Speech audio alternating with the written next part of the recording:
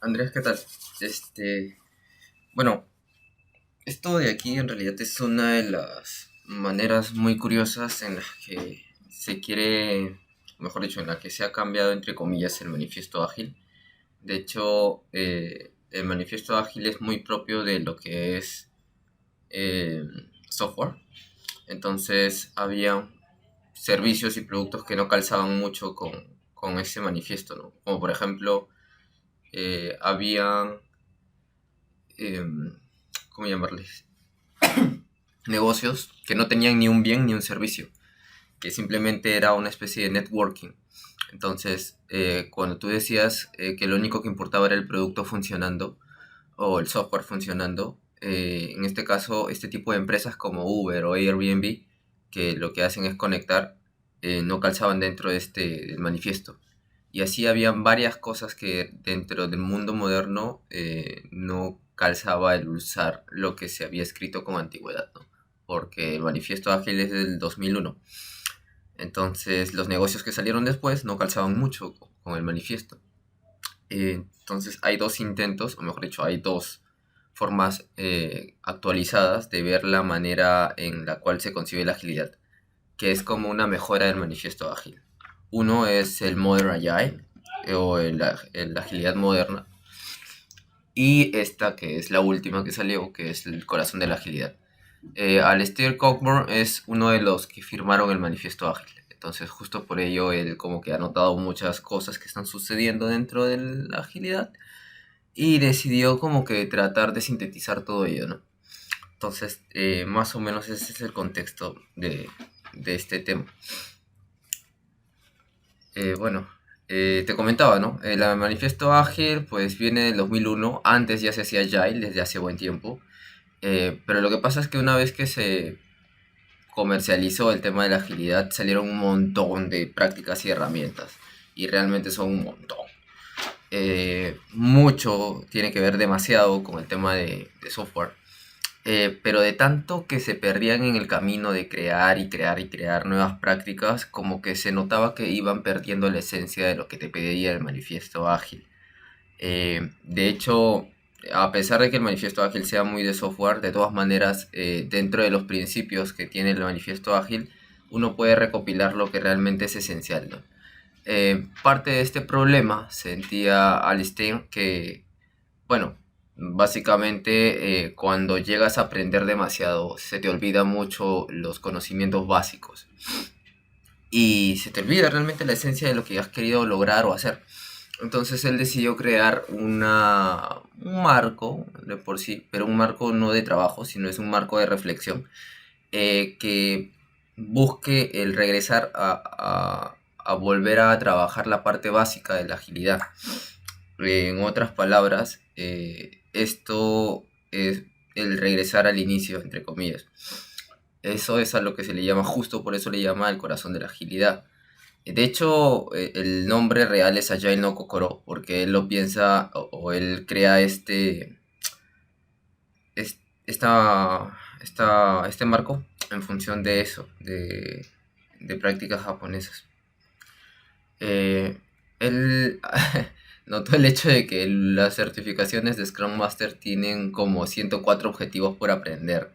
A pesar de que Scrum es un tema bastante empírico y bastante experimental, a la hora de trabajarlo en función de certificaciones, pues realmente le agregan temas como si fuera un término metodológico. Y es curioso porque en teoría Scrum es el más sencillo de aprender. Pero hay, dentro de los tópicos, pues realmente hay un grupo muy grande de información que tienes que captar. Claro, ayuda, pero te aleja de la esencia del mismo, ¿no? Entonces, creo que esto tú ya lo conoces. Por si acaso lo explico. Eh, el tema de Shuhari te habla de una maestría de las capacidades que tiene la persona. En el caso de conocimiento, o bueno, el Shohari viene de por sí de un arte marcial, que lo que buscaba era tratar de mm, categorizar los niveles de maestría. Cuando hablan del Chu, normalmente es cuando se está aprendiendo de la persona que conoce. y esta persona te da técnicas como que de repetición, ¿no? En el cual te piden que golpees hacia adelante y todos copiamos tal cual como lo dice el instructor. Golpeamos todos hacia adelante. La idea es ir copiando todas las prácticas de la persona que conoce o incluso seguir al pie de la letra lo que nos dice la teoría. Una vez que tienes bien dominado el tema de la teoría, pues nace el tema del ja, que es el hacer pequeñas variaciones a lo que uno está haciendo como teoría, porque ya lo está usando en la práctica y nota que de repente no toda la teoría es completamente aplicable. Entonces hace pequeñas modificaciones, ¿no? De ahí nace el Scrum, que nace como una variación de las prácticas de Lean. Y luego viene el RI, que en realidad básicamente se trata que una vez que tú conozcas mucha teoría y hayas experimentado mucho con las diferentes teorías, pues te nace el querer combinar cosas, el querer crear tu propio estilo, el querer de repente hacer una mezcla de lo que tú conoces con lo que ya has aplicado y el crear tu propia práctica. Básicamente esto radica en la evolución de la capacidad que tiene una persona, porque empieza como una capacidad de aprendizaje, luego una capacidad de aplicar lo aprendido y luego una capacidad de poder crear lo que te permita solucionar tu problema. Entonces, las prácticas Shu normalmente nacen con la intención de querer solucionar algo, pero digamos que para aprender a solucionar algo debes de aprender la base teórica, luego aplicarla a ver si realmente te funciona y finalmente cuando sientes que ya no te da solución, pues crear tus propias prácticas. Entonces, más o menos este es el camino que te da el Shuhari. Sin embargo, una vez que uno se encuentra en el RI, es común el sentir que ya lo sabes todo. O incluso la persona que conoce y sabe todo quiere aprender más y más y más de nuevas cosas. Como para ir complementando su Ja, para tener una base muy grande de diferentes prácticas y crear el RI que sea necesario en el momento. Pero el aprender Shu normalmente viene de una esencia específica. La teoría está sentada en valores, en creencias y en deseos del autor de la metodología. Entonces, digamos que el Agile no Kokoro viene justo de una vez que ya has aprendido el RI y conoces mucho el RI, pues aprendes esto de la agilidad, del corazón de la agilidad, como para regresar a las bases, que es como se le llama a esto en las prácticas de artes marciales, ¿no? O sea, está bien, eres muy experto, todo lo que quieras, pero debes de tener el grado de maestría más grande en la base, o sea, básicamente domina las bases, porque cuando ya has pasado por la teoría, la has modificado, la has aplicado y has creado lo tuyo, qué mejor que en ese momento para regresar a conocer la teoría y sientas o reconozcas cómo es que el autor ha pensado. Y esto es en esencia de toda clase de conocimiento, porque no hay mejor manera de poder entender la teoría que sentirte en la empatía de cómo se sintió el autor a la hora de crear la metodología, porque lo creó a partir de una necesidad. Entonces, cuando tú estás en el nivel RI, entiendes por todo lo que has pasado, porque tú has podido crear tus propias prácticas y en esa maestría en la que te encuentras, pues puedes regresar a las bases y conocer la necesidad que ha tenido el autor y entenderlo. O sea, sí, su teoría de repente es muy mala, pero es que en ese momento era lo mejor que existía para los problemas de ese entorno y de esa época. Entonces la idea es esa, de que una vez que estás en el nivel máximo de la agilidad, pues regreses a las bases y entiendas el por qué la agilidad es la agilidad que es. Y no suponer de que la agilidad es un conjunto de prácticas que puedes crear, modificar a tu gusto, cuando va más allá. Entonces, eso más o menos es el tema del por qué el Agile no Kokoro, o el por qué el corazón de la agilidad en sí. Bueno, Alistair dividió todas las prácticas en que se cerraba o que se podía sintetizar en 4 esencias, ¿no? La esencia de colaboración, de una actitud de entrega, de reflexión y de mejora. Si te das cuenta, no es, o sea, hay cierto parecido con el tema del manifiesto ágil, porque acá está, por ejemplo, el tema de colaborar con los clientes, o la entrega es lo del producto funcionando, y así. Pero realmente engloba más. De hecho, esta es la versión, por decirlo así, simple de lo que es el corazón de la agilidad, que con esto basta como para poder también explicar lo que es la agilidad. Porque si me dicen, oye, ¿cómo funciona la agilidad o cómo se define? Yo con estas 4 palabras puedo decir que eso es agilidad. Porque existe una colaboración entre el cliente y entre nosotros como formamos parte del equipo. Estamos constantemente haciendo entregas y haciendo productos mínimo viables. De hecho, es una entrega constante. Tenemos espacios de retroalimentación y de reflexión que nos permiten saber si estamos funcionando bien o mal. Incluso el producto también. Y no paramos de hacer mejora continua dentro de nuestros trabajos, ¿no? O sea, al final la mejora no solamente es para el producto, sino para nosotros como personas. Entonces, tranquilamente esto podría ayudarnos a definir lo que es la agilidad. Sin embargo, hay más detalle dentro del mismo corazón de la agilidad, porque el tener una extrema colaboración implica el poder trabajar el tema de la confianza, y eso se sienta en las bases de una buena cultura y una buena actitud de colaboración. Entonces, de ahí de que, digamos, el colaborar no simplemente es, oye, hay que hacer las cosas en colaborativo, ¿no? Sino que también se debe trabajar el tema de la confianza y la cultura. Incluso la entrega, digamos, en el tema de entregar el producto, pues uno debe manejar el tema de cómo funcionan nuestras colas de pedidos o nuestro flujo interno de trabajo. De hecho, también hay que dividir las entregas, porque hay unas entregas que tú haces para aprender y otro que haces para ganar dinero. Entonces, ambas entregas no se pueden trabajar de la misma manera.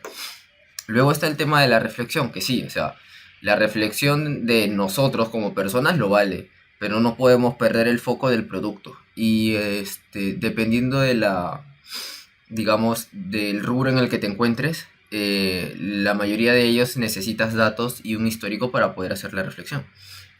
Y finalmente el tema de la mejora, que trata de hacer una buena situación respecto al cambio y a los experimentos que uno realiza, ¿no? Básicamente es tener una cultura tipo, ¿cómo llamarle?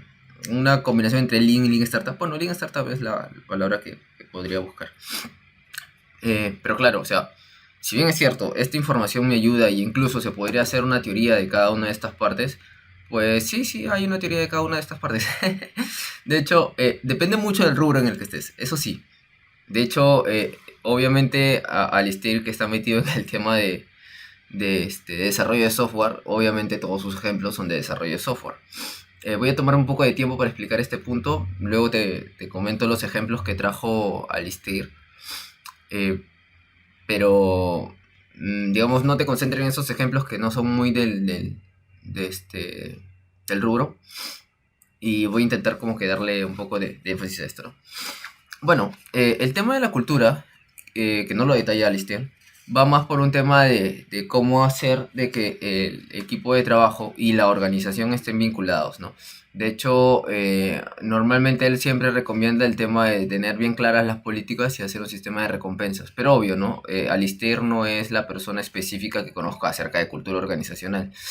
Entonces, digamos que el trabajo de cultura se refiere a que no dejar de lado esa parte. El tema de trabajar la cultura organizacional, y si no existe, pues darle o ponerla en claro para que todos conozcan ese punto. De hecho, él comenta que sí se guiaría de una persona experta en este punto. Respecto a la confianza, bueno, es un tema un poco más grande. De hecho, habla acerca de los hilos, que son como que las islas, que básicamente no puedes tener una cultura de colaboración por el hecho de que existen mini pequeños grupos que colaboran entre ellas, pero no colaboran entre toda la organización. Creo que lo conoces mejor que nadie esa situación. Luego te habla del liderazgo de los invitados. Es un concepto muy curioso porque te dice que las personas que vienen de afuera normalmente podrían medir el nivel de liderazgo que tiene tu organización. Incluso, digamos que cuando aparece alguien nuevo dentro de la organización, ya sea por un tema de invitación o un tema de alguna alianza que quieras hacer, dentro de una reunión, tú puedes hacer una comparativa entre los líderes que están en tu reunión y la persona invitada. Y dependiendo de ese nivel de liderazgo que tengas, puedes medir el nivel de liderazgo de tus líderes. Eh, en teoría se supone que el nivel de liderazgo de un invitado debería ser similar al de nosotros, pero hay un ejemplo muy curioso que te da Alistair, muy interesante, en el cual digamos de que debería existir sincronía entre los invitados y las personas involucradas dentro de tu organización. Eh, Creo que en el ejemplo lo voy a detallar más. Bueno, el tema de la confianza también viene por un tema de el permitir equivocarse. De hecho, el permitir la falla es muy importante, ah, porque va más por el hecho de que si realmente todo error es criticado y es satanizado, pues básicamente va a existir un miedo a no equivocarte. Y ese miedo a no equivocarte rompe tu cultura, rompe la colaboración y rompe todo por el hecho de que se crea una gestión del miedo dentro de la organización. Y de eso no se trata. Y obviamente el tema de la escucha, que tú sí la conoces mejor que nadie.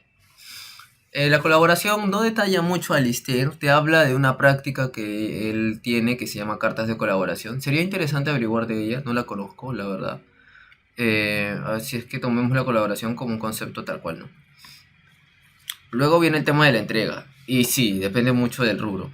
Porque el flujo interno, si es que estás dentro de un tema administrativo, tranquilamente lo puedes gestionar con el tema de Kanban, el Kanban tipo tipo tablero. Pero de repente, si estás en manufactura, basta con Lean Production y de todas maneras, siempre la idea es tener una administración buena del flujo interno. De hecho, eh, esto va más por el hecho de las decisiones, ¿no?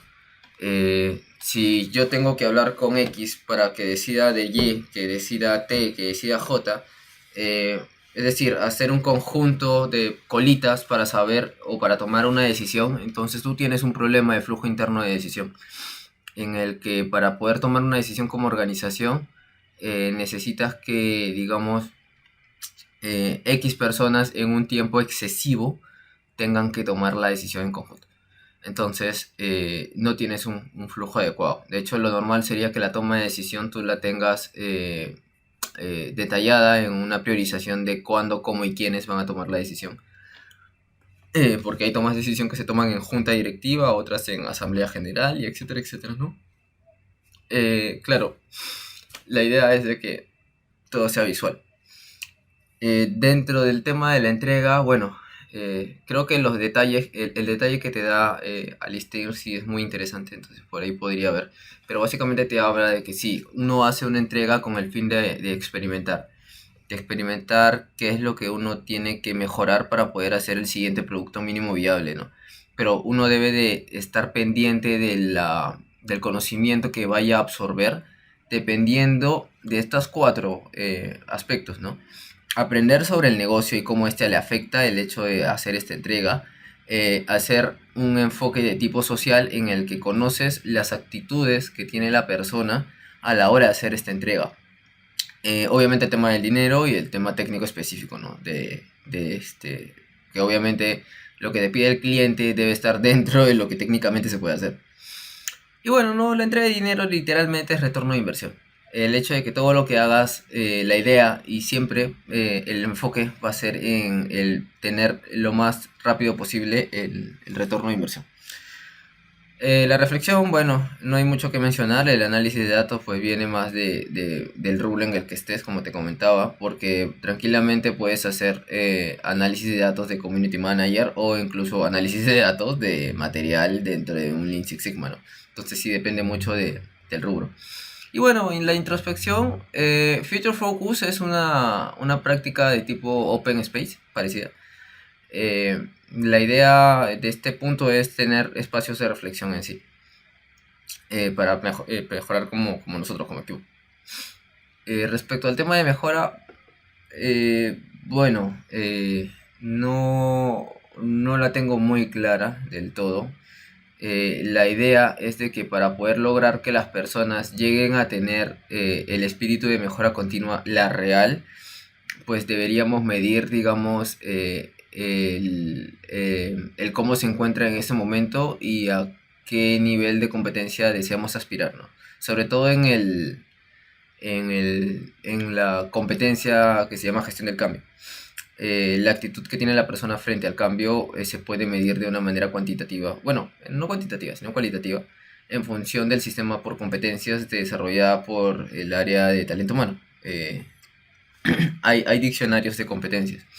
Entonces, en función a eso, se pueden ir desarrollando un conjunto de proyectos y cosas pequeñas como para poder darle forma a los colaboradores para que puedan tener una mejor seguridad respecto al tema de la falla.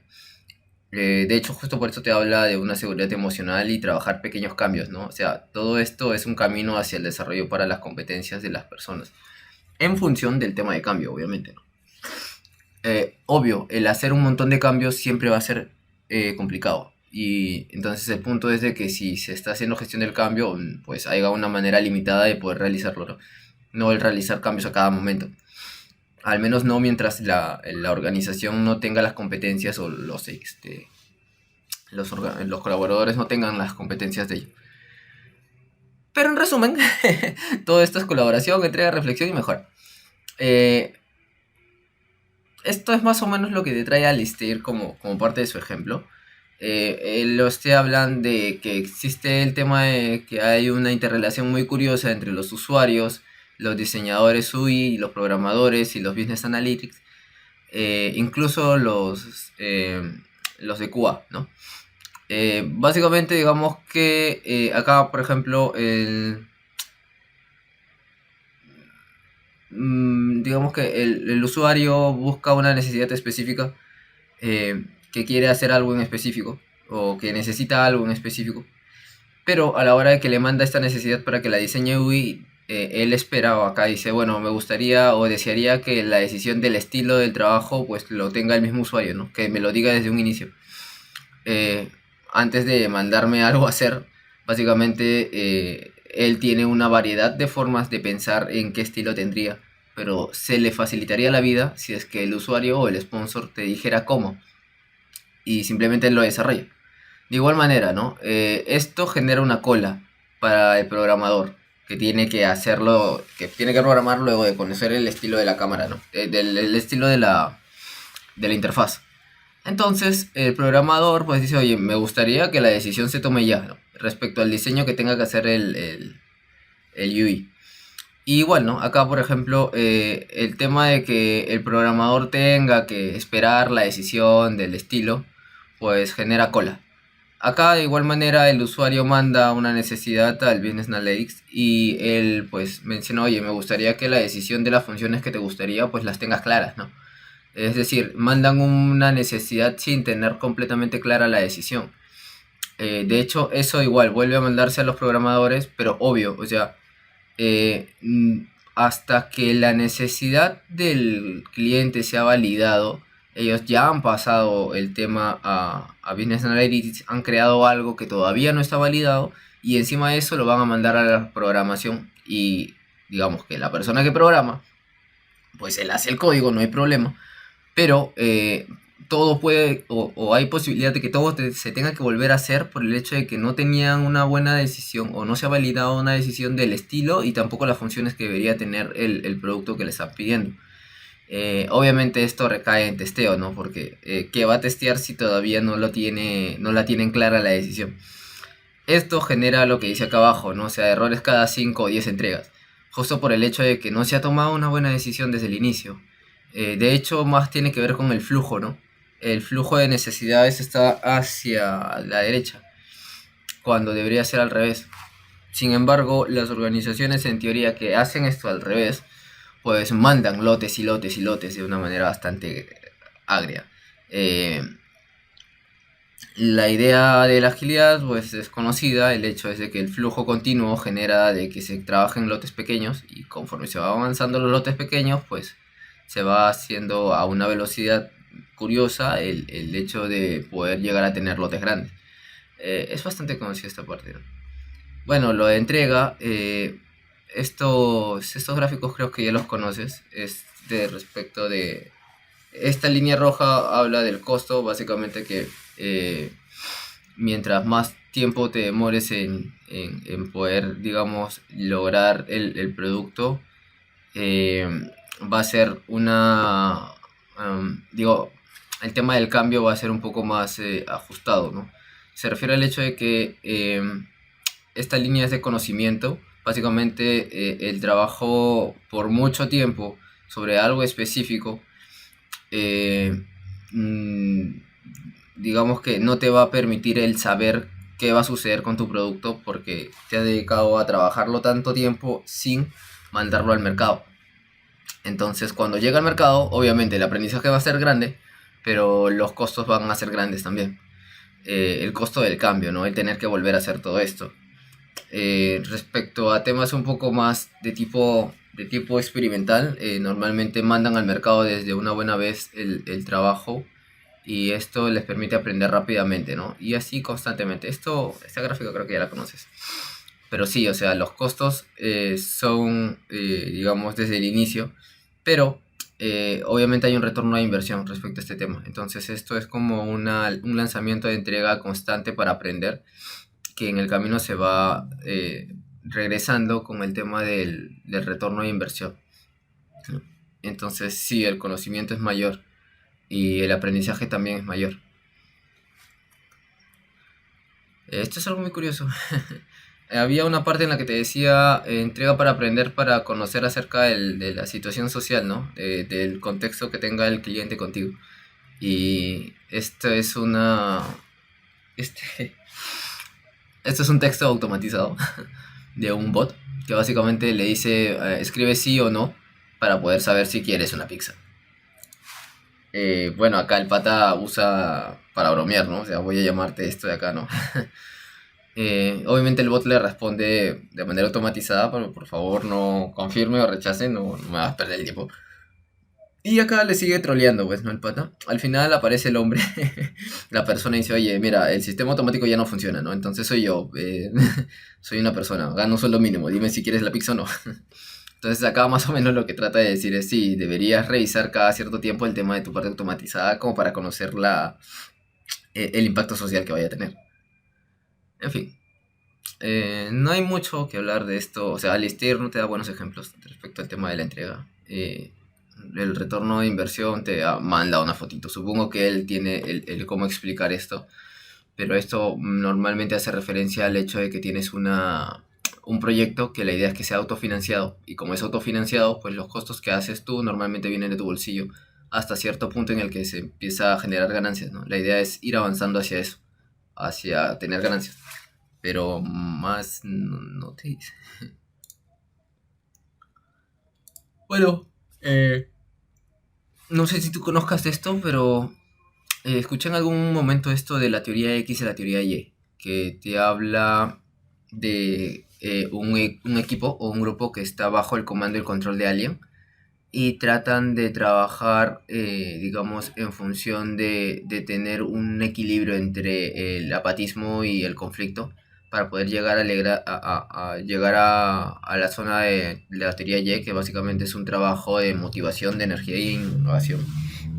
La idea de esto es generar la mejora del liderazgo del equipo, un trabajo más de confianza en el que la gente tiene miedo a los colaboradores por el hecho de que desconocen si saben o no saben y por ello toman el control y el comando del que se decide, ¿no? Entonces la idea es que conforme pase el tiempo se tenga una confianza a estas personas y se le dé, digamos, las herramientas necesarias o para poder llegar a dejarlos ser, a poder dejarlos que sean creativos y que tomen decisiones. Eh, en teoría, esto de la teoría X y la teoría Y es más por un tema de formas de pensar respecto a la toma de decisión. Eh, pero todo viene, digamos, de pensamientos, digamos, preestablecidos de la alta dirección, que piensan que sus trabajadores son vagos, que no lo van a hacer, que no lo van a hacer, no pueden hacer nada solos, y bajo esa perspectiva las personas pues toman la decisión de lo que deberían hacer. Obvio, esto genera mucha presión por parte de la alta dirección y también pues genera un trabajo bajo presión a las personas colaboradoras.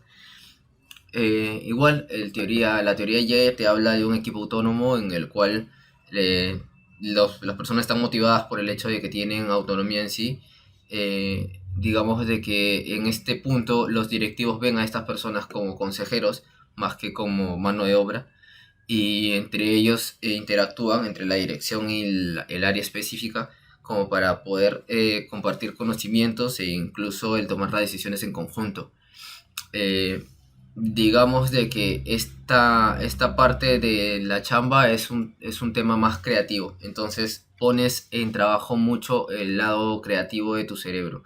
Realmente te pagan por pensar en sí, que por hacer un trabajo físico, como en el caso de la teoría X.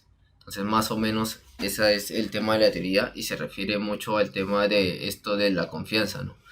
Eh, Entonces, la idea es de que de todas maneras siempre va a haber alguien dentro de la alta dirección que va a pedir resultados. Y la idea es que exista algo que amortigüe esa forma de pedir los resultados, que no choque con el trabajo de la teoría Y, que se encuentra dentro de toda la parte media baja de la organización, ¿no? Toma esto como si fuera la pirámide de tomas de decisiones dentro de la organización. Y arriba está el alto mando. Es normal que dentro del alto mando existan prácticas de tipo teoría X, por el hecho de que se basan mucho en temas de indicadores y van a scorecar. Entonces, en teoría a los gerentes de línea media se les, se les pide el hecho de que lleguen a un resultado específico. Entonces, estos gerentes de línea media son los que tienen que hacer una sinergia entre lo que es teoría X y teoría Y, porque la teoría Y depende mucho de ellos, de estos gerentes de área o gerentes de línea, eh, porque ellos van a tener que soportar el trabajo de poder detener el tema de la teoría X y poder asimilar ese tipo de actitudes para no romper, digamos, la cultura organizacional que se encuentra dentro de la parte de la teoría Y. Y digamos que es por lo común de las mejores empresas el hecho de que se tenga esta línea amortiguadora. Obviamente que todo funciona mejor si es que esta teoría Y sube, ¿no? Sube a los altos mandos. Pero digamos las empresas que han pasado de teoría X a teoría Y ha sido justo por esto, por el liderazgo de los gerentes de línea media. Que son normalmente son los que contratas, ¿no? Por cuestiones de competencias y todo ello, ¿no? Porque estos normalmente son los dueños de las empresas, son los accionistas. Y esto era lo que te comentaba. Una persona había perdido a su hermano y a su mamá. Y bueno, salió por toda la costa diciendo de que pensó de que su mamá se había ahogado y su hermano se había ahogado. Al final el salvavidas llega a encontrarlo con los binoculares, pero él sentía que de todas maneras no estaba seguro de si iba a poder o no. Al final lo que el salvavidas hace es incentivar a que se haga esta línea de personas para poder salvar a la familia que se encontraba realmente un poco lejos. Entonces, el tema ahí era de que personas desconocidas que estaban dentro de la situación eh, vinieron a apoyar a la familia, ¿no? De todas maneras, esto no es algo que pase comúnmente y uno que normalmente no está seguro de si vaya a generar este tipo de cadena humana, ¿no? Pero normalmente el liderazgo de los invitados pues te permite hacer un diagnóstico rápido de del liderazgo del contexto, ¿no? De la organización en el caso de que sea invitados dentro de tu organización. Entonces, en este caso, el liderazgo de los invitados pues te permite poder observar cómo es el liderazgo en sí de las personas que se encuentran alrededor de la playa, y en otras palabras sería de la comunidad. Un ejemplo muy curioso.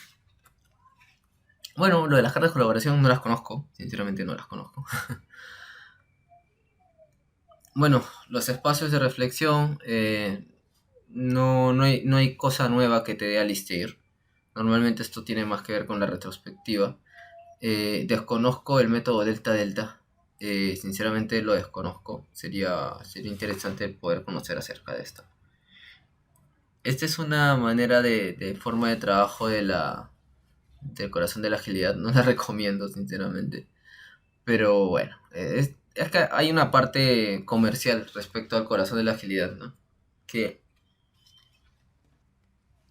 que ha sabido aprovechar el Steam de una manera muy curiosa. Pero bueno, realmente el trabajo de todo este corazón de la agilidad busca abarcar varios temas dentro de una organización. De hecho, si lo vemos de una manera bien trabajada, eh, no es muy distinto a lo que toda organización debería tener trabajado, como para poder decir que la cultura es de tipo colaborativa, ¿no? Pero, en teoría, tú puedes explicar todo esto en función de solamente esta parte de la pirámide, o bueno, esta parte del rombo. E incluso, si es que realmente no te llegan a entender toda esta parte, pues simplemente trabaja la parte media o la parte inicial del corazón de la agilidad, que justo trata de eso, de regresar a las bases, ¿no? Si quieres profundizar en las bases, está bien. Justo por eso, las personas que conocen más de agilidad pueden entender esto e incluso esto. Pero si estás empezando, empieza por el Shu, que es esto de aquí. Y nada, te hablaba del Shu Harry. Hablar de Shu Harry Agile no Kokoro. Esto sería el Agile no Kokoro que deberías terminar de afianzar. Y el entender que de repente no es una práctica ágil lo que necesitas, porque la agilidad te busca esto. Busca estas cuatro. Sea cual sea la forma en cual conozcas o llegues a obtener el trabajo de todo esto, eh, va a ser significativo para la agilidad en sí. Porque, por ejemplo, esto de cultura y confianza lo debe trabajar un área específica, ¿no? Que son las áreas de talento humano. O el tema de flujo interno netamente es un tema de producción. E incluso el tema de reflexión es un espacio de facilitación. Y el tipo de mejora no es algo muy distinto al hacer un desarrollo de habilidades en función de competencias. Eh, entonces, o sea, hay áreas expertas en cada uno de estos puntos. La agilidad no es usar prácticas ágiles. Eh, Algo muy curioso, por ejemplo, es el hecho de que se quiera medir con OKRs cuando depende de la organización en sí. Los OKRs es una práctica ágil, pero si se necesita Balance Scorecard para tener todo de una manera ordenada y en función de procesos, se usa Balance Scorecard. Entonces, más o menos la idea es esa, que se pueda tener, digamos, la esencia de la agilidad, regresar a la esencia de agilidad y en función de esto entender de que la agilidad no es hacer prácticas ágiles, sino es el poder lograr esto de acá, estos cuatro, que es una actitud de colaboración, de entrega, de reflexión y de mejora continua. No, eso es todo. Así es que esa es la información que quería compartirte. Esto es nuevecito, esto es del 2000, creo que el 2015, por ahí. Esta PPT es de 2019. Pero sí, Ayer no Kokoro es muy reciente. Entonces, nada, eso. Muy bien, gracias por la atención y te dejo eso para que lo puedas revisar.